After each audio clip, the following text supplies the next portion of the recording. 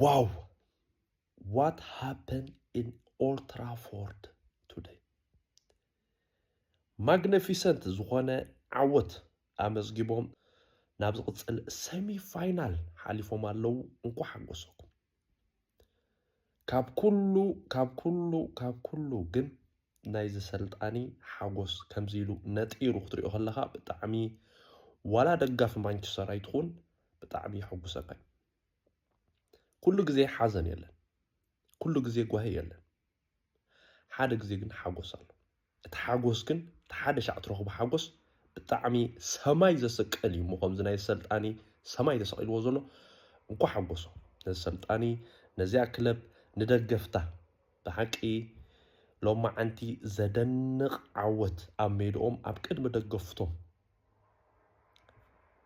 ዩናይትዳውያን ሬድሳውያን ዓብ ዓወት ቀኒዕዎም ካልኣይ እግሪ ኳርተር ፋይናል ንሊዮን ስዒሮም ናብ ሴሚ ፋይናል ሓሊፎም ኣለዉ።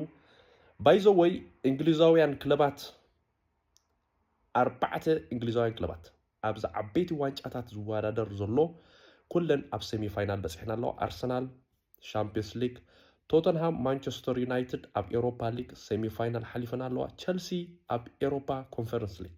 ስለዚ ነዚኦም 4 ትድግፉ ደገፍቲ እንኳ ሓጎሰኩ እንዳበልኩ ንኹላትኩም ደገፍቲ ማለት እዩ ኣብ ፅቡቕ ዓወት መጨረሽቱ እውን ክትበፅሑ ፅቡቕ ትምኔተይ ናይተመነኹ። ደጋጊመ ግን ማንቸስተር ዩናይትዳውያን ደገፍቲ፣ ቶተንሃም ደገፍቲ እንኳ ሓጎሰኩም። ብፍላይ ደገፍቲ ማንቸስተር ዩናይትድ እዚ ሓዘን እዚ ጓሂ ተደራራቢ እንዳኾነ ስለ ዝመፃኩም ፀንሐ። ሎሚ ግን ዘሐጉስ ሰላም ሌት ጌርካ እውን ዘድቅስ ሓጎስ መፂኩም ኣሎ ሞ እንኳ ሓጎሰኩም እንዳበልኩ ሌትስ ጎ